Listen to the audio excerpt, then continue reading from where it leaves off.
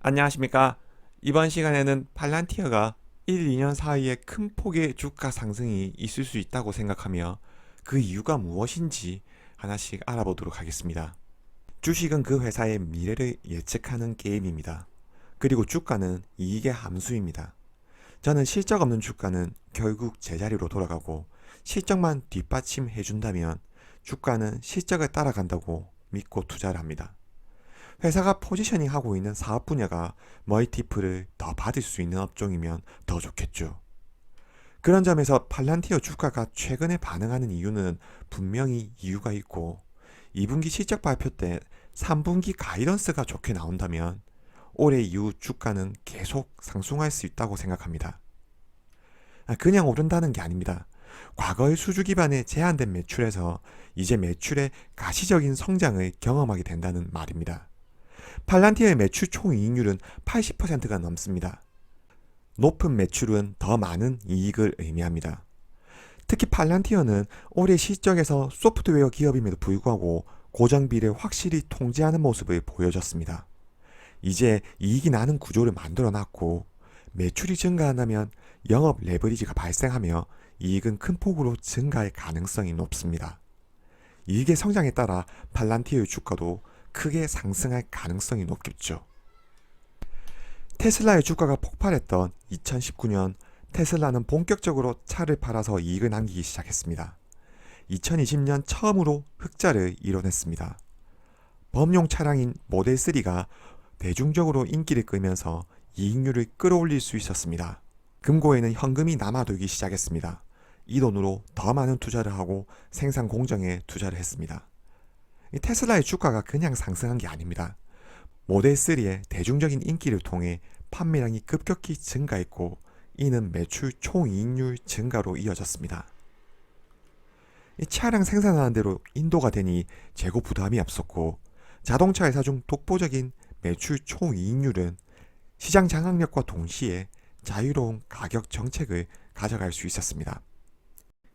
영업이익률은 폭발적으로 증가했고 테슬라에 대해서 다시 파보니 앞으로 펼쳐질 전기차 시장을 장악할 수 있는 미래 청사진이 펼쳐져 있었던 거죠. 영업이익률을 보시면 2021년 테슬라 영업이익이 65억 달러, 영업이익률은 13.8%로 자동차 업체 중 1위를 차지했습니다. 이는 2020년 20억 달러, 영업이익률 7.3%에서 2배로 증가한 수치입니다. 범용 차량인 모델 3의 판매 증가로 인해 21년 매출액은 전년 대비 70%가량 성장했고 영업이익률은 영업 레버리지를 통해서 더 큰 폭으로 성장한 거죠. 제가 테슬라를 예로 든 건 테슬라와 팔란티어가 회사의 본질부터 시작해서 이익을 내는 관점 그리고 사업 영역을 접근하는 방식이 상당히 닮아있기 때문입니다. 테슬라는 최초 전기차 시장에 접근하는 전략부터가 달랐습니다. 2006년 처음으로 출시된 테슬라의 전기차는 하이엔드 스포츠카 로드스터였습니다. 여기서 주목할 것은 테슬라의 제품 출시 및 마케팅 전략입니다. 전기 자동차는 골프장에서 사용하는 카트나 셔틀버스 정도로 생각했던 사람들은 한 번의 충전 후 400km를 주행하고 4초 만에 시속 100km를 도달할 수 있는 테슬라 로드스터에 열광했습니다. 로드스터는 시장에서 3,000대도 못 팔았습니다. 하지만 상관없었습니다. 아무도 전기차에 관심이 없던 시절 하이엔드 제품인 스포츠카 테슬라는 전기차에 대한 사람들의 인식을 심어준과 동시에 테슬라의 브랜드를 상위에 포지셔닝하게 해줬습니다. 로드스터에 이어 테슬라는 2012년 후속 모델인 모델 S를 출시했습니다. 모델 S도 고급차 모델이었습니다. 차별화된 고객층을 확보하고 전기차는 고급차라는 이미지를 심어준과 동시에 차량이 갖춰야 하는 기본적인 사항과 편의성을 조금씩 갖춰 나갔죠. 테슬라의 모델 3는 2017년에 출시됐습니다. 로드스터가 출시되고 10년의 갭이 있는 거죠. 그동안 테슬라는 전기차가 대중화될 수 있는 다양한 요소들을 수정해 나갔습니다. 최초의 차별화된 고객 확보에 따른 고급차 마케팅에 이어서 대중적으로 내려온 거죠. 만약 테슬라가 처음부터 대중들을 위한 전기차를 만들었다면 어땠을까요? 실패했을 겁니다. 필연적으로 시장이 형성되지 않은 이상 내연기관차 대비 높은 가격이 형성될 수밖에 없었고, 차량 생산 경험이 적었던 테슬라는 대중들에게 외면받았을 겁니다. 팔란티어는 과거 페이팔에서 사용했던 사기 거래에 대한 위험을 사전에 찾아내는 소프트웨어에서 시작했습니다. 당시 페이팔을 운영하던 피터 틸은 자신들이 개발한 이 기술이 테러범을 잡아내거나 범죄를 미리 방지하는 데 사용될 수 있다는 것을 직감적으로 알게 됐죠. 10년 전만 하더라도 빅데이터를 사업 전반에 활용해서 수익을 창출하는 게 굉장히 추상적으로 보였을 겁니다. 사실 빅데이터를 활용한 문제 해결이라는 아이디어로 범용성을 가진 소프트웨어를 만들었다면 시장에서 아무도 관심을 가지지 않았겠죠. 팔란티어는 정부 사업에 집중했습니다. 그리고 하나씩 정부 사업을 성공시키며 인지도를 쌓았습니다.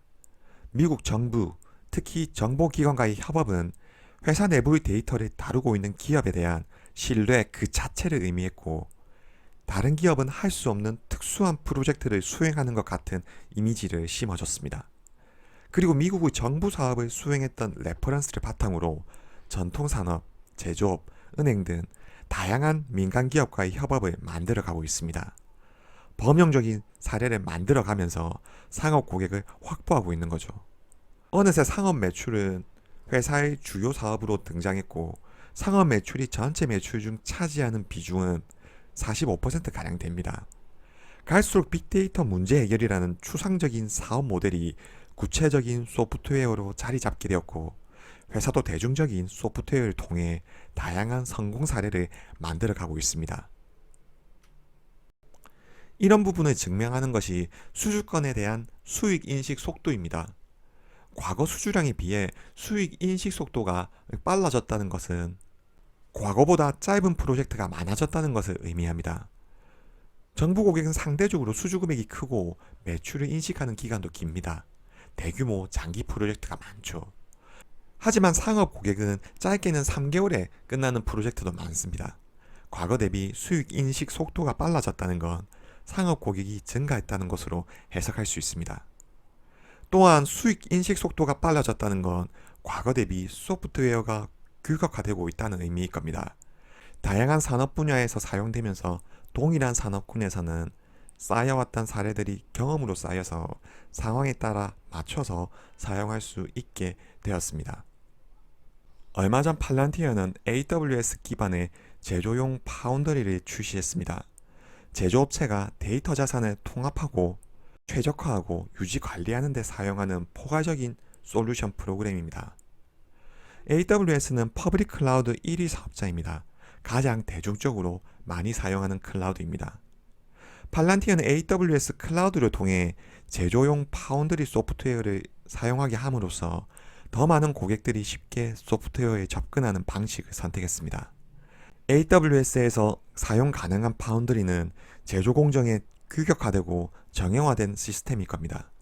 회사의 심층적인 문제 해결을 위해서는 별도의 계약이 필요하겠지만 회사에서도 범용적으로 사용할 수 있는 접근법을 시도하고 있다는 거죠. 23년 1분기 실적 발표에서 사실 상업 부문 매출은 정부 부문보다 성장률이 더 낮았습니다. 전년 대비 15% 증가했죠. 하지만 상업 고객 수는 전년 대비 52% 증가했고 총 고객은 전년 대비 41% 증가했습니다.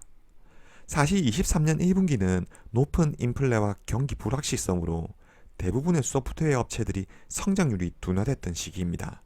적자가 나는 회사도 많았습니다. 이 대부분의 업체들이 경기 변동성을 우려해서 소비를 줄인 탓이죠.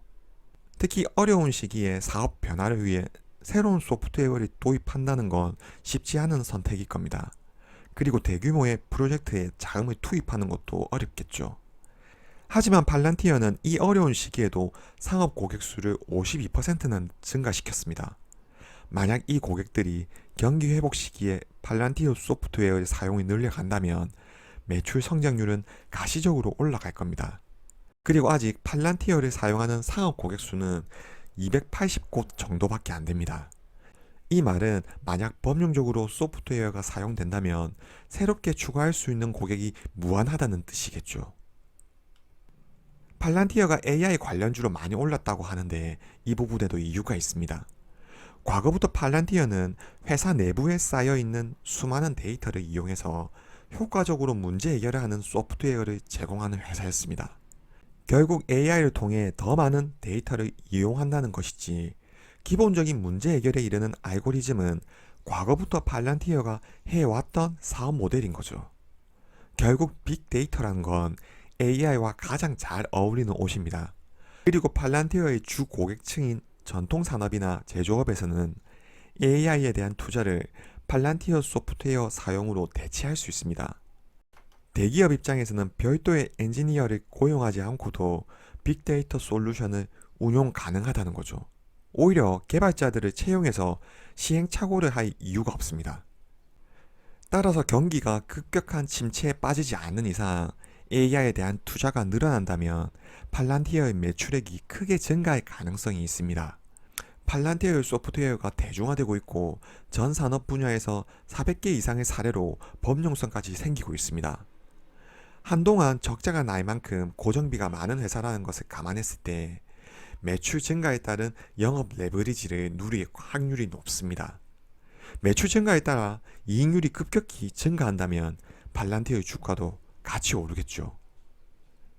테슬라의 주가가 2019년에 급격히 상승한 것처럼요. 팔란티어의 사업 분야가 결코 전기차 테마만큼 뒤처지지 않습니다. AI와 결합한 이상 새로운 패러다임을 충분히 만들어낼 수 있는 거죠. 팔란티어는 드디어 적자에서 벗어났습니다. 이제 오히려 적자가 나기가 힘든 구조가 됐습니다. 안전마진이 어느 정도 확보되어 있다는 거죠. 지금부터는 언제 매출이 급격히 증가하냐, 이게 관건일 겁니다. 사업은 잘 돌아가고 있습니다. 시장도 바뀌고 있습니다. 시대도 이 사업을 원하고 있습니다. 회사가 어떻게 이런 퍼즐들을 매출로 연결시키는가? 여기에 주가 상승의 키포인트가 있습니다. 이번 영상은 여기까지입니다. 시청해주셔서 감사합니다.